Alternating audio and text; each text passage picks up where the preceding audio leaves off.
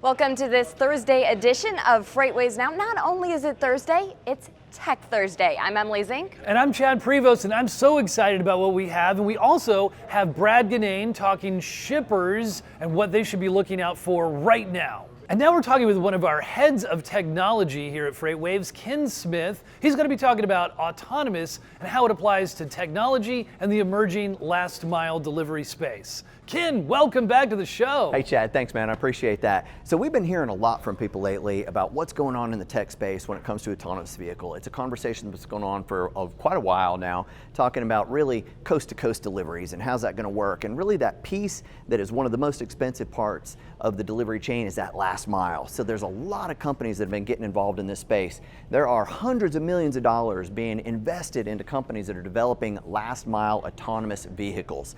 And those can be anywhere from small carts that are individual packages up to multiple packages and even groceries. There's a company out in San Francisco that's delivering groceries by autonomous vehicle now. There's companies over in Europe that have done as many as 60,000 deliveries already, just that last mile with purely autonomous vehicles. So it is something that has really taken this market by storm. And the expectation is by the year 2025, up to 80% of that last mile delivery may be fully autonomous.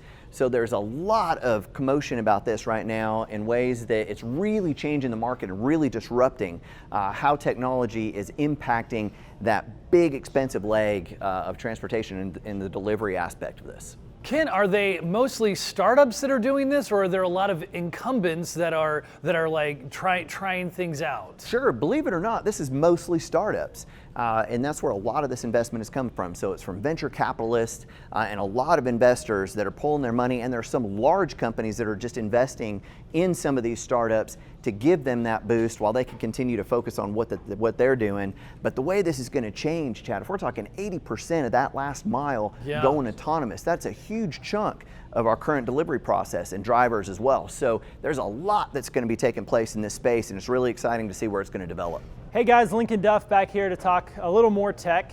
Ken Smith just talked a little last mile, so I thought I'd show a little first mile and kind of what's happening with the autonomous deliveries there. So the port of Gothenburg, Sweden is working with the company DFDS to debut this Volvo Vera. This truck is a fully autonomous electric vehicle, does not have a cab for a driver, and is actually monitored by a control tower. Currently, people are monitoring it down to the centimeter, and this truck takes containers from the DFDS distribution center to the port on a predetermined route.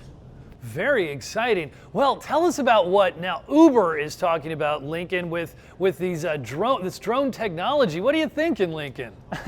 Yeah, so another cool thing that's happening is Uber's debuted this commercial for their Uber Air. Basically, they're going to be providing helicopter services to take people from city centers to the airport. So as you can see here, it looks like she's going to get in this drone type helicopter. Now this looks like something out of the Jetsons with people flying around in their drones, but Uber's still trying to determine which manufacturer they're going to use. They've talked to Bell and a few others.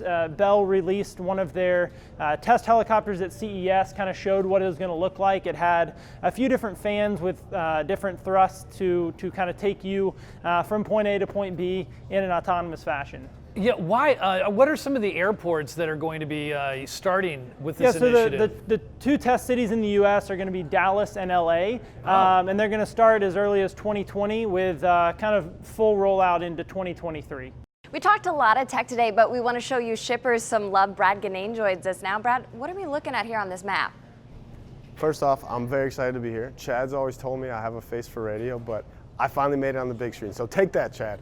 We're looking at the outbound tender market share, which is showing us the percentage of freight coming out of each of our 3-digit zip markets here in the United States. And what we want to look at is, and what we're trying to show today, is how evenly spread out freight is in all of our major markets. And what that's allowing for our shipper community, it's allowed things to be extremely calm and no disruption really that they've seen. No markets outside of these major markets where a lot of the trucks are experiencing any type of disruption or volume increases. So this is the outbound tender market share, and this is the inbound tender market share. So with the inbound, we're kind of seeing something that we would expect similar to the outbound market share. We're seeing a lot of these major markets with our volume. Again, kind of what we're seeing is that all of this capacity spread out. The volume is in these major markets, what we would expect. Everything's completely calm, inbound and outbound. Again, good thing for shipper service scores, for their ability to cover their ability to cover their freight easily and not have too many disruptions in their supply chain. And of course, shippers want to know, where are the trucks? Where are the trucks? Yeah. So we have a very nice data set here, very nice visual, which is GPS data tracking trucks and trailers in the United States. And again, very similar to what we're seeing with the inbound, outbound market share. You would expect to see the trucks here in Texas, in California, and in the Northeast, where most of our volume is coming in and out of. So again, very calm.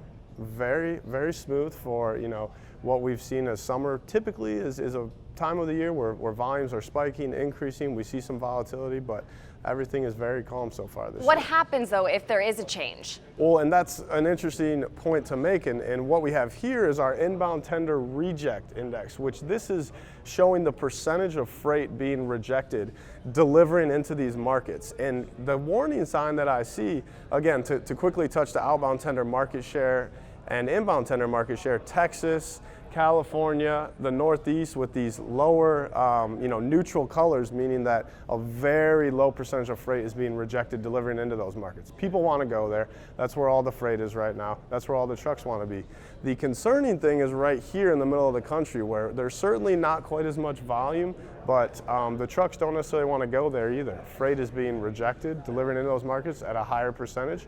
So it's an area we want to keep an eye on as we go throughout the summer, and a potential areas of disruption as we talk about hurricane season, just kicking off. So keep an eye on that, our shipper community. Keep an eye on those tenders you're sending out of the middle of the country. But other than that, you should be good to go, and thanks for joining us. Of course, those amazing maps Brad just showed us can be found in Sonar. If you want to learn more, definitely give Brad a call. And tell our tech guys if you want to hear something that they want to talk about, what is happening in tech, they want to hear from you on our YouTube channel. In the meantime, spread the love on social media, and don't worry, be happy.